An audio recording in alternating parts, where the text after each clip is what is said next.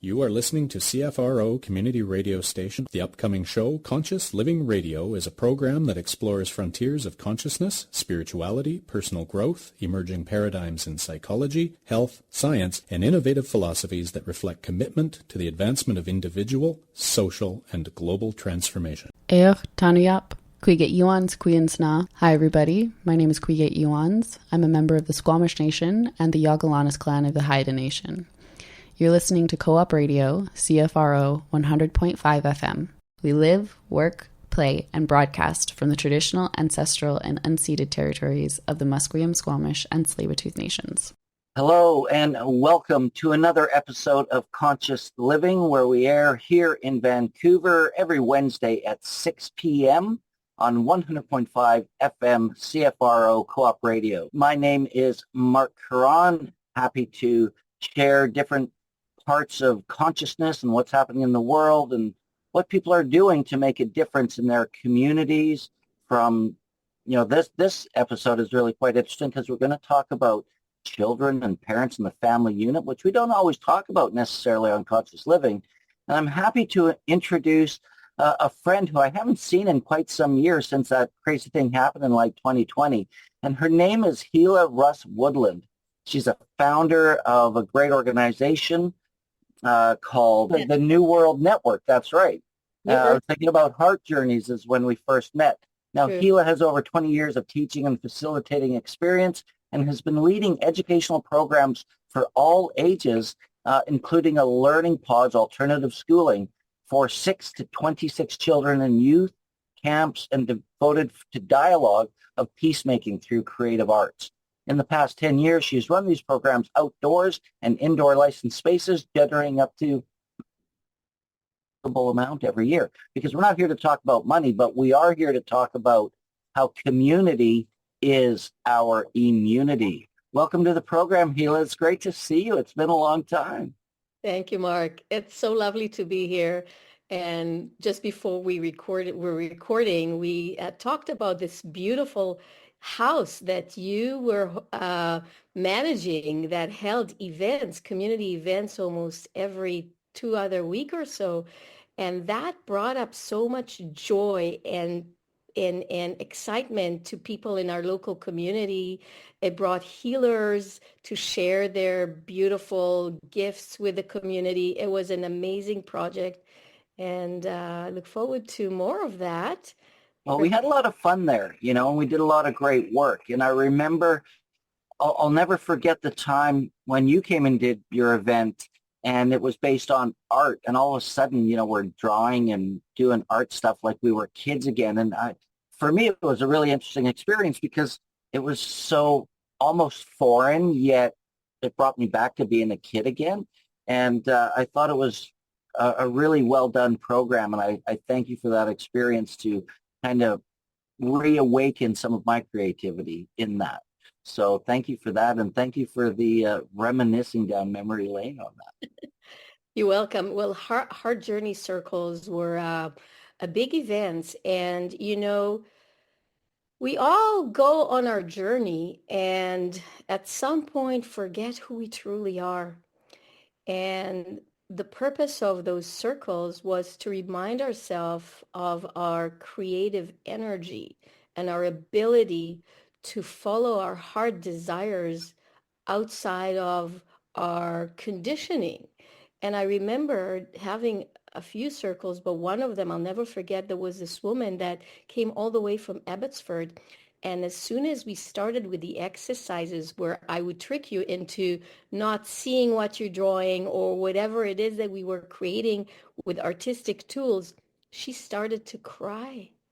She started to cry and she said, "It's been so long since I actually held a pencil or a marker." And, it's so important for us to stay in touch with that part in us that is childlike, that is uncensored, that is untamed. And it helps us overcome the fears, isn't that so? Well, it's so true, and it makes me think about, when you're a kid, you don't care. You go play in the rain. It doesn't matter that it's raining. You jump in the puddles. You do all sorts of crazy things. You draw all sorts of things that make no sense but are fun and exciting, and that you get a kick out of. Yeah, as we get older, serious, become adults, and everything kind of all of a sudden starts falling into these slots and rules and expectations so we can be accepted by society and our culture and what's going on in the world. Now, before we get going and dive into the nature of our conversation today, maybe you can tell us a little bit about yourself, Hila, in terms of, your history, your experience, and what brought you to what you're working on today, especially, as you mentioned, the heart journey work that you're doing and that I got to experience myself. But you're working on the New Earth Network as well. So maybe you can kind of start by telling us a little bit about who you are and your story and how you got to this place. Yeah, it's, the question of who am I is actually a very deep and profound question. So I'll just answer on the superficial side of it. So I'm a teacher with over 30 years of experience. I'm an educator and a group facilitator. I'm a mother, and I've started teaching many years ago. And when I moved to Canada, I'm from Israel, and I got all kind of questions about the Middle East and what is happening there, and I realized, oh wow, I better get more educated about my own history and the place that I'm from. And at the same time, I had a very deep desire to bring people together on the theme of dialogue and peacemaking.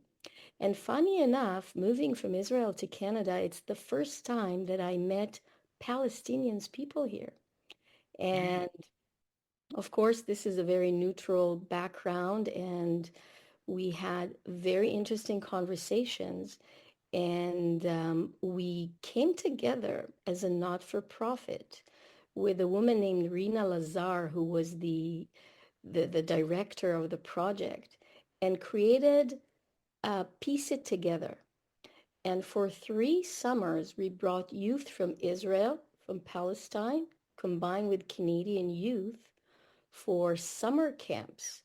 And the essence of the summer camps were to create a safe space for dialogue, and with creative artistic tools to have the kids work together and collaborate, and then realize that, as I quote one of the people who was organizing similar camps in the States, an enemy is a person who we haven't heard their story yet.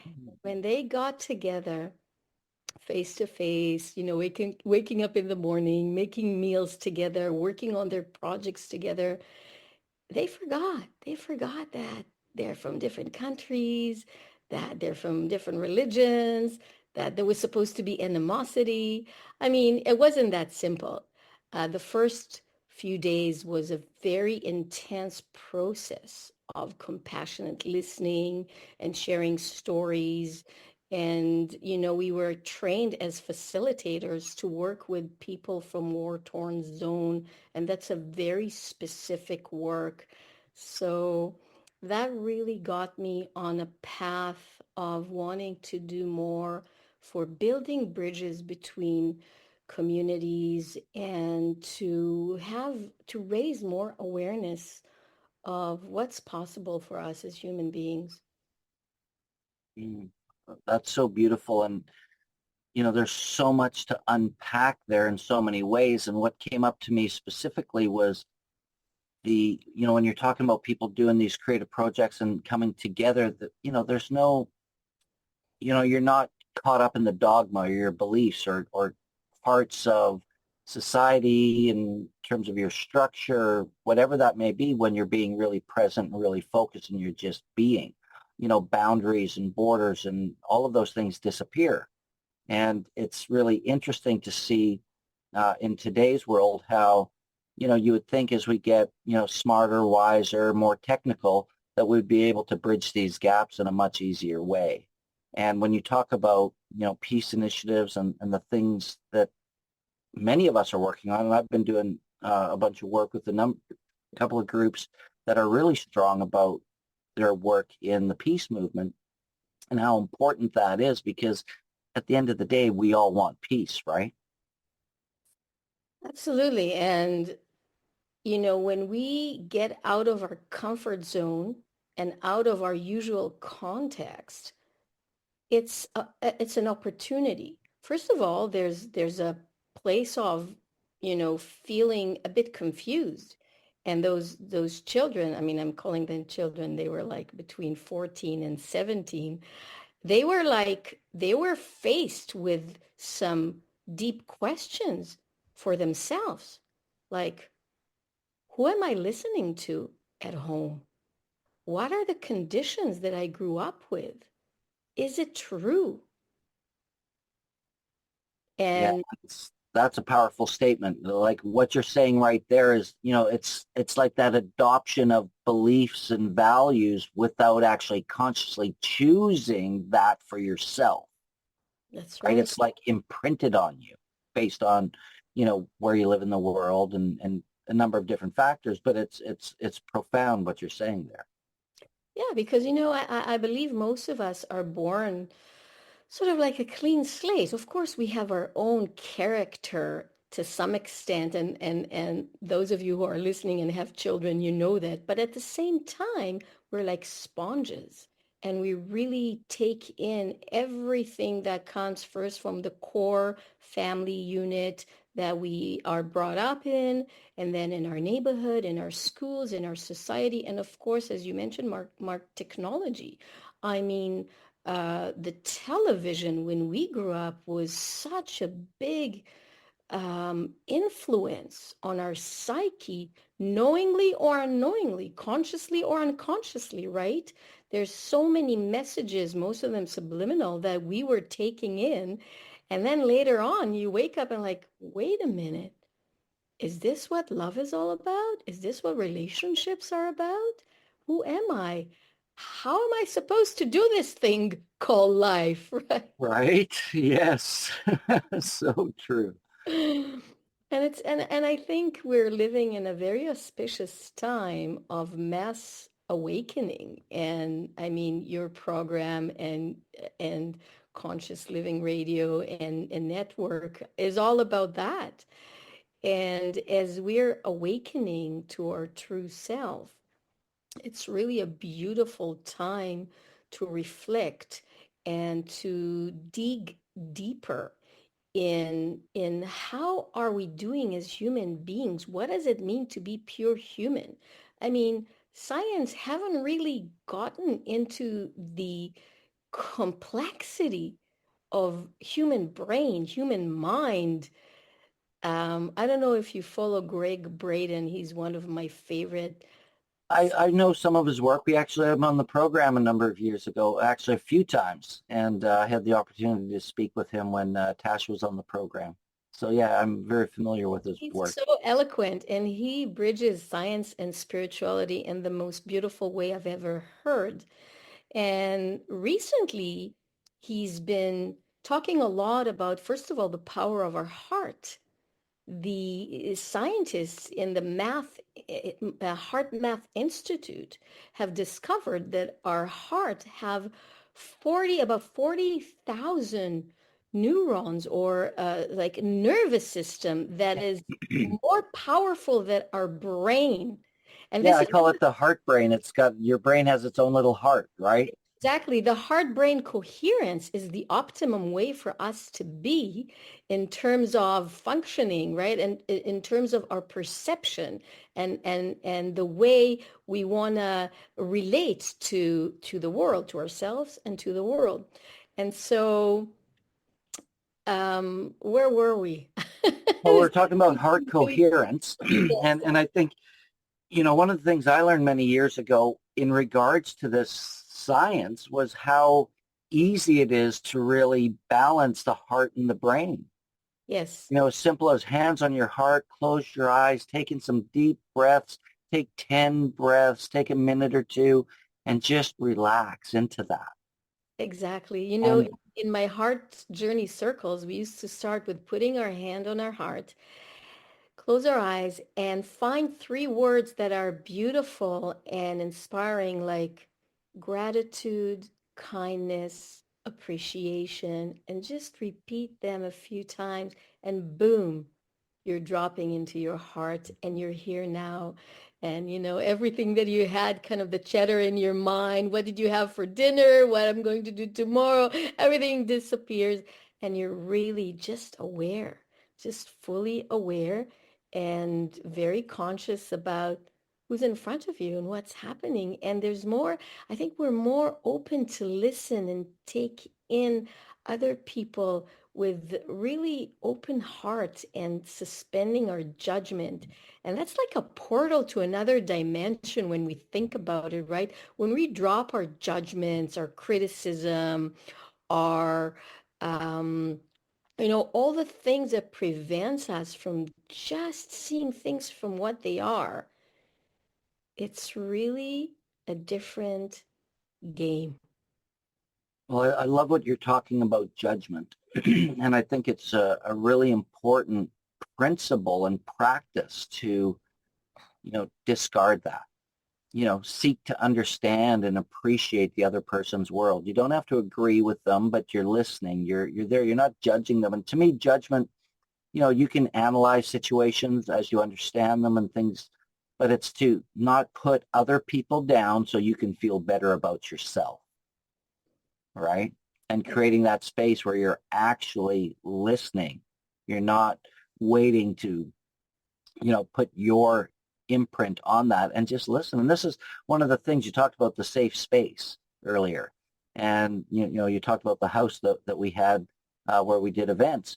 And that was the goal, is to create a safe space, a safe, sacred space where people can be free to be themselves with no judgment and a radical acceptance in that sense, because that's when we all shine, right? Absolutely. And one of the powerful tools that we use, for example, in our youth camps was the nonviolent communication or compassionate communication by Marshall Rosenberg.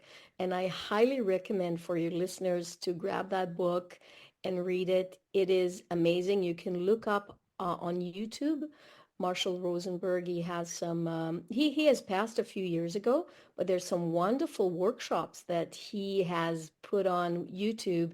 And to be honest, when my son and I had some like really intense arguments this winter break, I said to him, okay, you know what? We have to watch this workshop. I'd like you to watch it with me, and then let's see how we feel after and how can we approach our arguments or our disagreements from that perspective. And it's quite simple. It's really about getting in touch with our emotions and observe. So, Krishnamurti used to say that observation is the highest form of human capability. And it's not that easy. We can say, oh, I've observed, but how much we can be so reactive when we're triggered. So really like breathing, observing, noticing, feeding back is something that I wish I was taught at school, right? Right. My life would be different if I would only be taught that simple thing, to observe, to get in touch with my emotions, to have a simple request once I know what my needs are, right? Beautifully said. And, I think that's a great segue into the work that you're now doing with the New Earth Network. And, basically you guys are open and to working to decentralize and bring groups of parents together who wish to see all children healthy, natural, and free, right?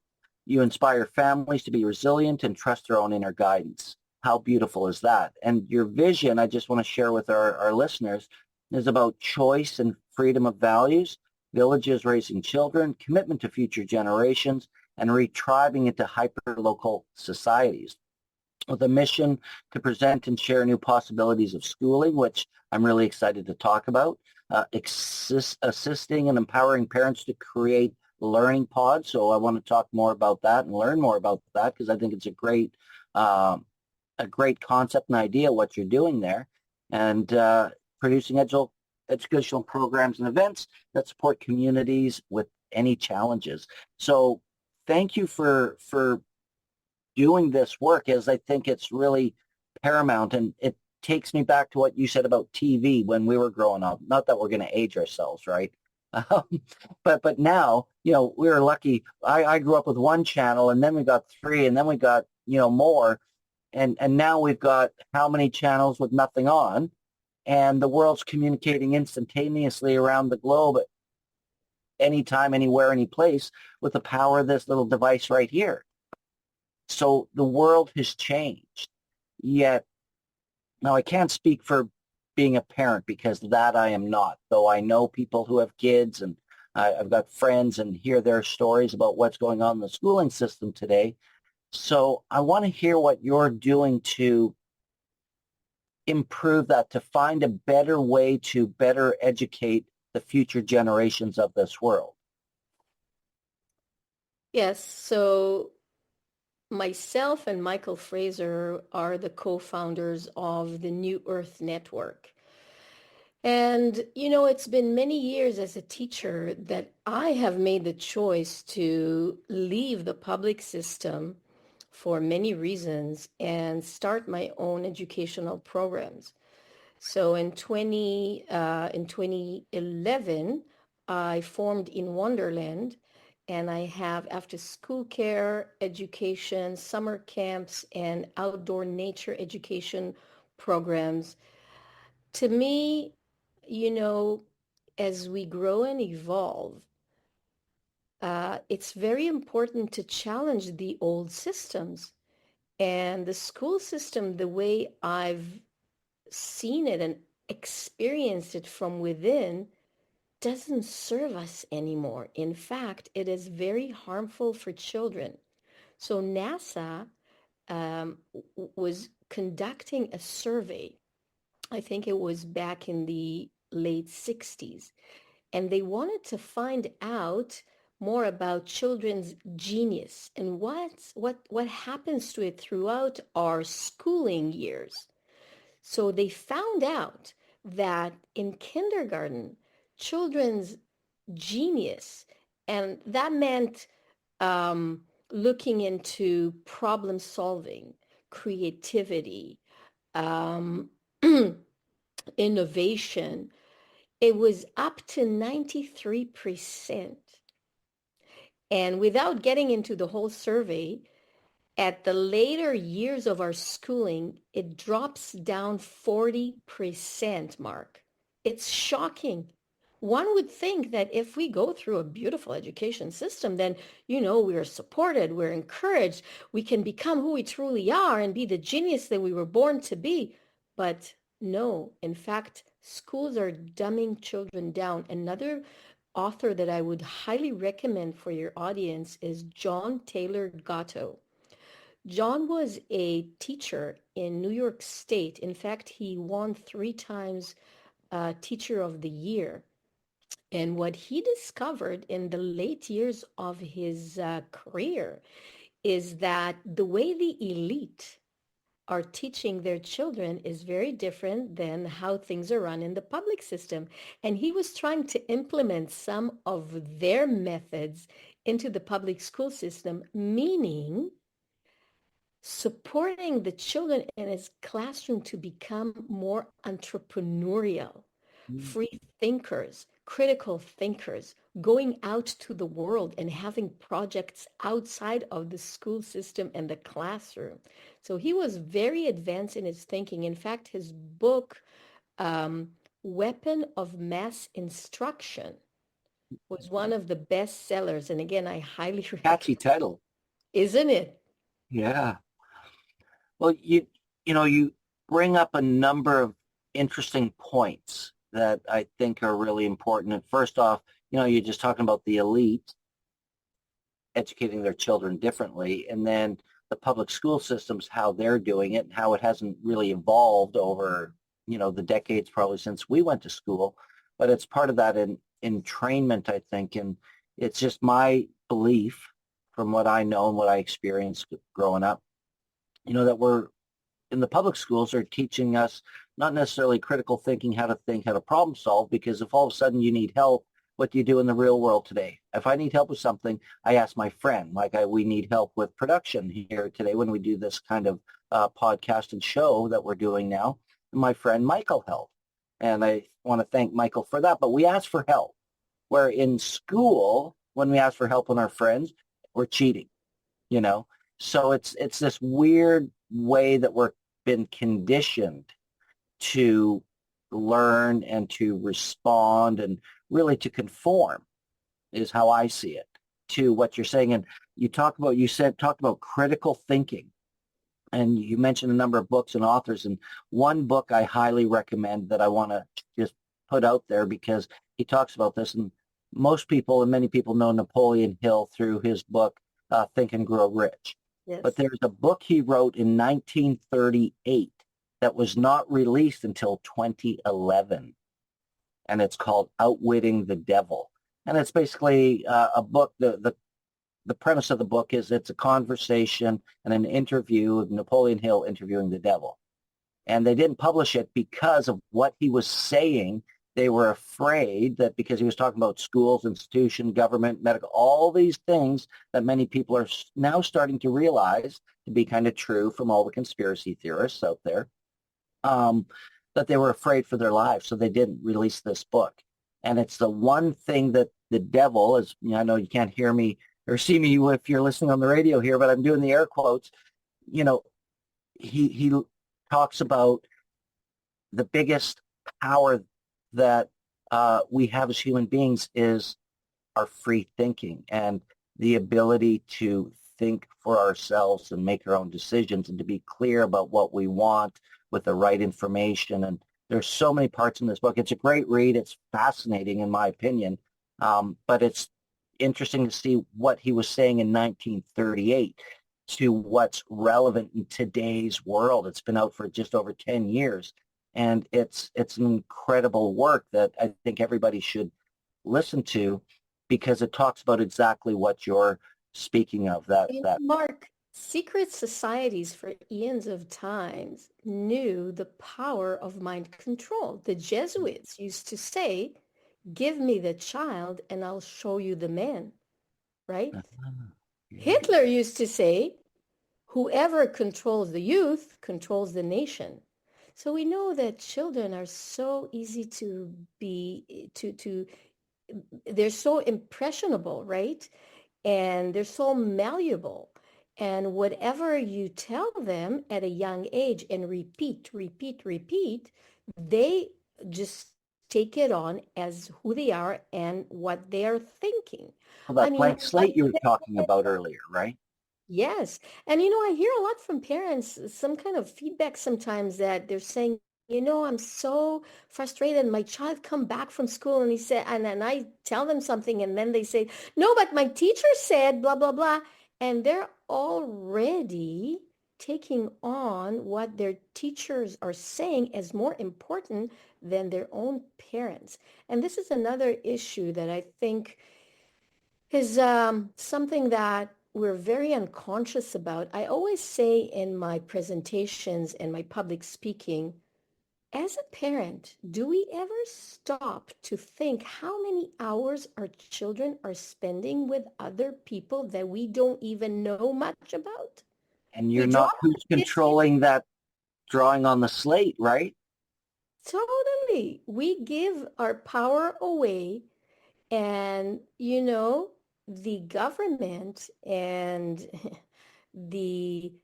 let's call them the deep states, they count on that because that's how they indoctrinate our children through the public systems, more and more so in the past few years. And another side of this is that humanity, most of us are into the matrix, into the enslavement program. We have to be successful. We have to make money. We have to get a job. And what is a job? A 9 to 5. So, okay, now I have a job. I have a family. I have mortgage. And all people are they are like almost in a trauma response. They're in fight or flight. They're not even seeing their children. They're so worried. They live out of fears. They drop off the child early in the morning, pick them up, good case scenario in 3 in the afternoon, but usually it's after 5. So from early in the morning until late in the afternoon, the children are not with their parents. And how important that is for them to be with parents in a young age. That's extremely important. So, and then, dinner, rush, rush, rush, press repeat. And then come teenagers years and parents complain, it's like, what happened? Why is my child like that? I cannot recognize my child. Of course not. You gave him away. You gave her away to the system. They don't know who you are. You don't know who they are. We spend so little quality time with our children that that's part of the inversions and insanity that we're witnessing in our society in the past few decades.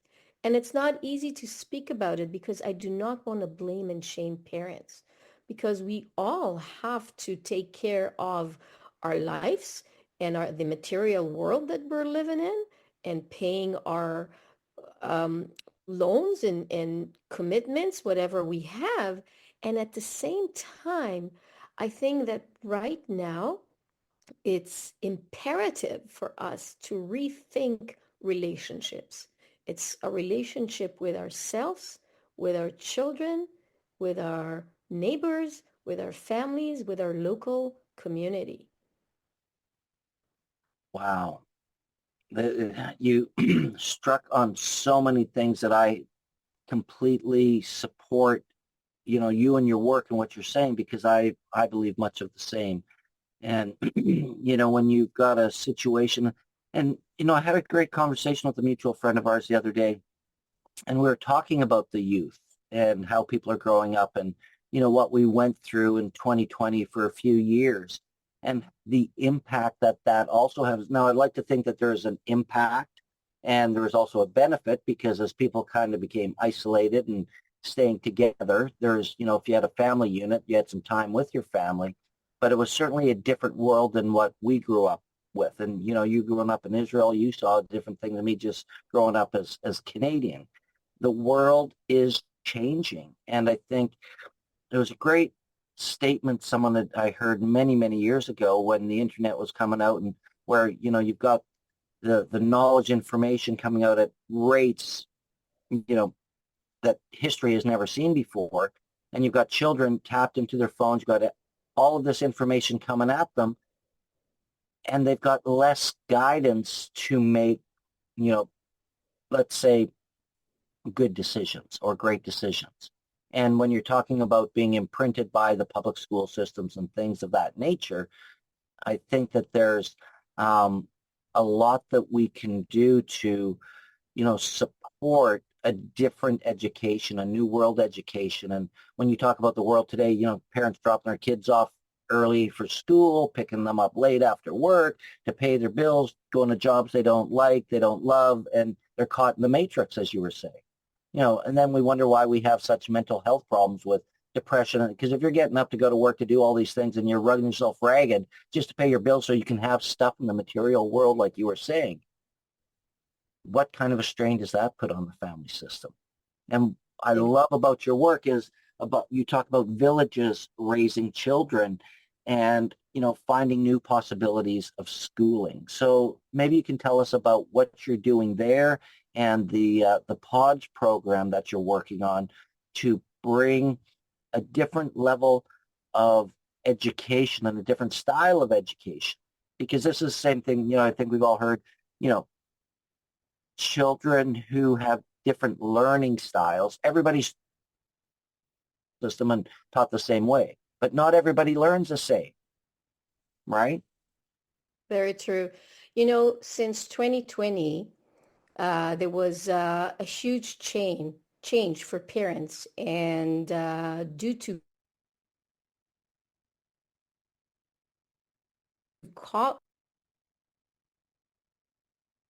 some of them were afraid from the pandemic And some of them were actually more concerned about the mandates that were imposed due to the alleged pandemic. So it created a very interesting scenario, but the fact is that homeschooling in Canada almost doubled itself in the past few years.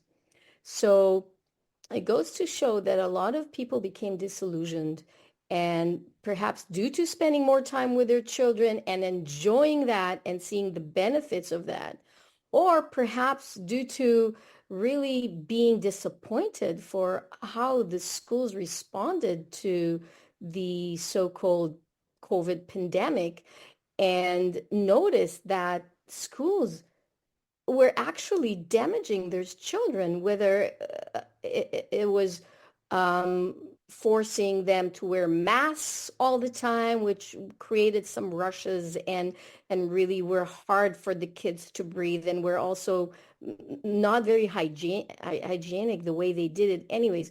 And also the whole distancing protocols. I mean, this is unnatural to the human nature, and to ask that from children was completely outrageous.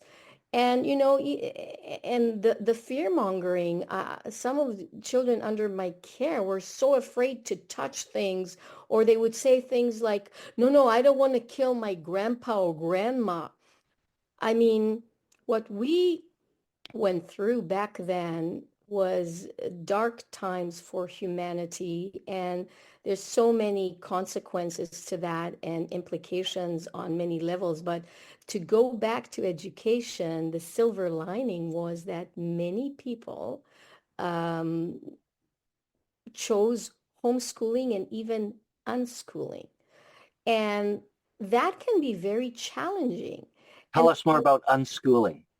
so unschooling is completely unplugging from the education system. Homeschooling, a family who chooses to do that are still accountable to some extent to their school district. So they have to follow part of the curriculum. So we are in BC, so the family would have to follow part of the BC curriculum and show some outcomes and topics covered. When you choose to unschool, and in Canada you can certainly do that, you are on your own. It's like living off grid. You can do Wow. whatever you want, and you can live life according to your own rhythm, lifestyle, where you live. If you're, for example, in the countryside, if you're living on a farm and you have other duties that are part of that, then you don't have to accommodate school. You can learn as you live your life and doing your tasks. And this is part of your experiences as to get to know the world. It's like firsthand experiences and learning.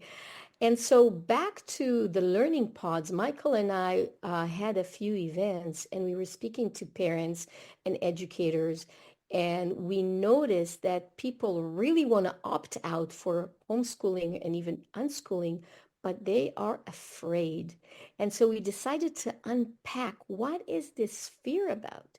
And we've discovered that there are a few things. So school is free, and people were afraid that it'll be costly to start homeschooling and perhaps cover expenses on their own. That was one thing. Another thing was, and it kind of related, they were afraid that they'll have to quit their jobs, and then what would be their, source of revenue to support their families. And another element was their self perception of not good enough. People were saying, what? I'm not a teacher. How can I teach my children? I don't know how to do it. And, it's all valid. Those are all good points. And so Michael and I were sitting for hours and hours and thinking, okay, we want to support families. We want to empower them. We want them to get in touch with that part within themselves that has an inner knowing.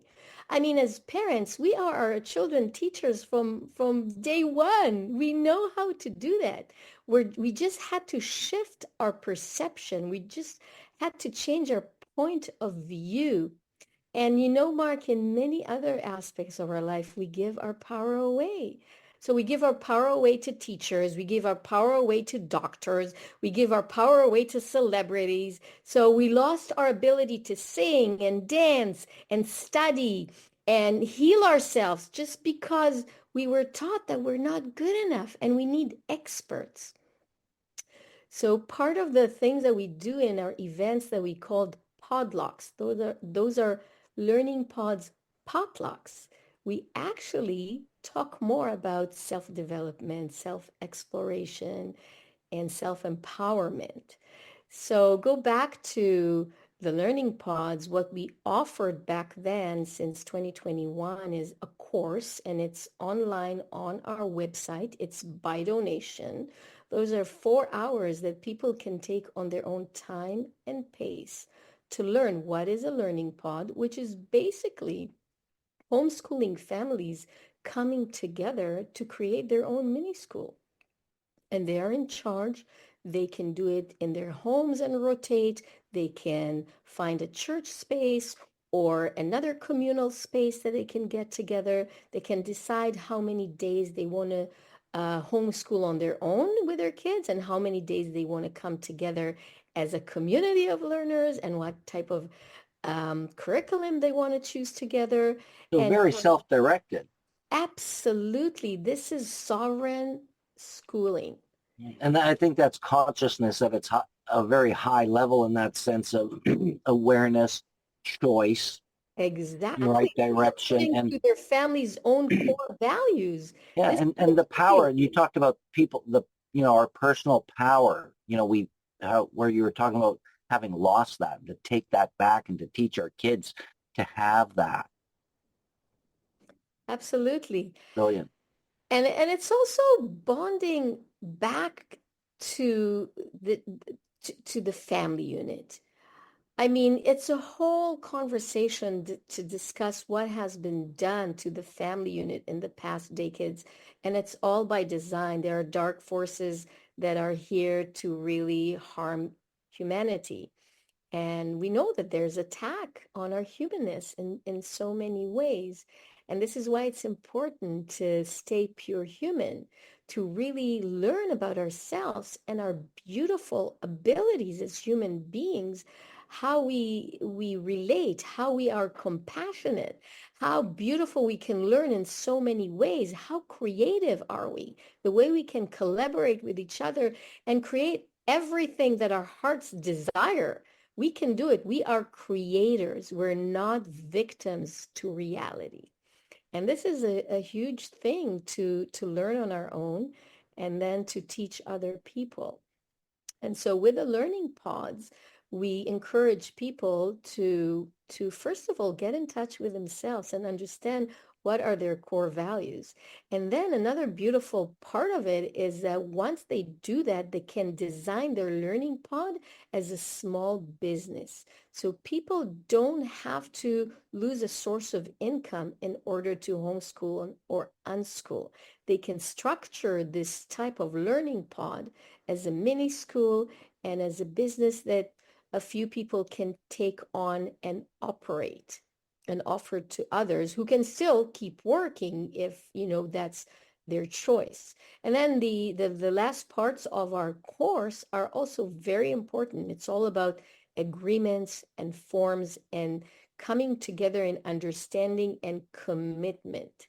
Because in order to create a vibrant community that is sustainable, you got to have commitment. And in order to have commitment, you want to have good connections and understanding and put things in writing. So if conflict occurs, we know how to tackle it and how to solve it with protocols and guidelines that we've created in advance. And then the last module talks about marketing. How do we find those like-minded people? Where do we market? How do we create marketing material? So this is really like a 4 hours of focused way of learning how to become empowered as parents, as families. This is also good for educators and anyone that actually wants to work with children and even wants to make it their own small business. it makes so much sense what you're saying to, for me, it's just logical. And I love the idea that, you even have a opportunity to, what's the best word I'm looking for, but the business side of it, To be these things entrepreneurial. have to be sustainable, right? And that's, that's the idea. It's like, how do we do this so that it works, so that it can be sustainable and repeatable, and most importantly, make a difference in the world. And the future of our world and the future of our planet are our kids. I got 20 plus years left if I'm lucky, knock on wood. And, who's taken over after, the next generation is gone, and how are we educating them, and what's going on there. So what you're saying there in terms, especially about choosing our values and beliefs, is something that's really part and parcel to my core belief systems, that we need to be able to choose our values and our beliefs consciously for ourselves, not just because of where we live or what's been imposed on us through church, state, family, whatever that is, because this is the beauty of, the human condition, about how different we are, and how, when we bring all of our gifts together, it makes to a synergistic, better world at the end of the day. And you're talking open, honest communication, and I love what you're talking about, guiding principles. So how do we avoid, or how do we resolve conflict in a conscious, caring, compassionate way that is not about judgment, where we were talking about that in the beginning. You start judging, well, my way's better, and it's like, hang on, let's put that aside and listen. Let's seek to understand and find common ground, I think is really important, versus just putting that divide, that separation. There's been so much separation happening in the world this decade. The 20s have been ridiculously unpredictable. Like, I never would have thought this in a million years was going to happen. And when it did, and then the level of separation and isolation, and then you look at politics and what's happening in the world, not just around the world, North America, Canada, U.S., the division that's happening is just bizarre. When we all say we all want peace, we all want togetherness, it makes no sense to me. Exactly. Thank you for doing the work you're doing. Oh, you're because welcome. that's the future of what the world is facing. Thank you for saying that. It's you touched upon something so deep and profound, and is separation. And I think it's been a while that, let's call them the power that be, the power that are leaving, that have like constantly promoted the notion of separation on humanity, sort of inflicting that on us. So separating ourselves from our true nature, separating ourselves from our environment, what's around us, from nature, from the beauty of the elements and the forests and the oceans, the water, the sunshine, right? Everything became Nature. inverted. That's what they did. Mark, I tell you, I have some sad stories throughout the years when I take children outdoors in my outdoor education programs. Some children are afraid to walk on the beach. They are not comfortable with sand. It's hard for them to get wet in the rain. They're so disconnected for what it means to be human being in this beautiful God-given world that we have around us, because they're so conditioned by their families, by commercials on TV, by And that fear mongering you were talking about earlier. And it gets me to something, I don't mean to interrupt, Hila, but it's something I want to put out there that it struck me. I was watching a podcast a while ago. Many people who know me know I've done a lot of work in the Tony Robbins world. And I love listening to what he has to say and what he teaches. And he was talking with Jordan Peterson. And what they discovered in some studies that were being done at Stanford, and what brought up, and it really clicked for me, and the key word was engagement. We stopped being engaged. People went within, they stick on their phones, they're not engaging in life. They're not engaging in nature. They're not engaging in each other. They're just very internal in terms of their world. And what level of disconnect. Yes. Right, which is part of the separation and everything else. And it's when we engage, because we're social creatures, social animals, or spirit is social. We're meant to connect and synergize, and that takes engagement, right? Absolutely. How do you Synergize engage and with harmonize. yeah, Yeah. and it really struck me that important part to, be curious. And I couldn't imagine as a kid being afraid of walking on the sand on the beach. You would think they would be fascinated and curious, like, oh, wow, for the first time or whatever it may be. So, yeah, what a profound statement there. Wow. Yeah, and it's like I feel it's my mission to reconnect children to the love of nature. I always say, let's raise children that know the names of trees and plants and fruits and vegetables, not And know just how to grow them. And know how to grow yeah, them. yeah, because we want to stay natural. There's a huge push for transhumanism, AI. And I'm not saying that AI is wrong, right, good or bad, but it's in whose hands is it? And in any case, we are natural beings. So if we can use AI, that's wonderful, but let's never forget our true nature and nature around us and the beauty of it and how it affects us and enhances our well-being to such an extent that no other technology can. In fact, we are the technology. And again, I'll quote Greg Braden. He says, humans, we're the most complicated, wet technology. We are over 80% water. And water is sacred. Water is way beyond what we're taught at school. Water carries consciousness. Again, that's the topic for another podcast. It really is, which is a great And I'm sure segue because Michael will agree with us, right? He had a whole series on water. yeah, but we need to wrap up, which is a great segue. The Yes. water is conscious, and I love what you're saying. I love the work you're doing, and in a minute or so, if you could just tell people how to learn more, where they can find your work, and if they're curious about, changing the way that they may be educating their children, what do they need to do? Where can they find your work? Yes, thank you. So we have a website, newearthnetwork.ca. However, this link is broken. There's an alternative link, and I hope you guys can put it It's where. already in the comments as we're Okay, airing right now. It's great. down there below with your Heart Journey New Earth Network.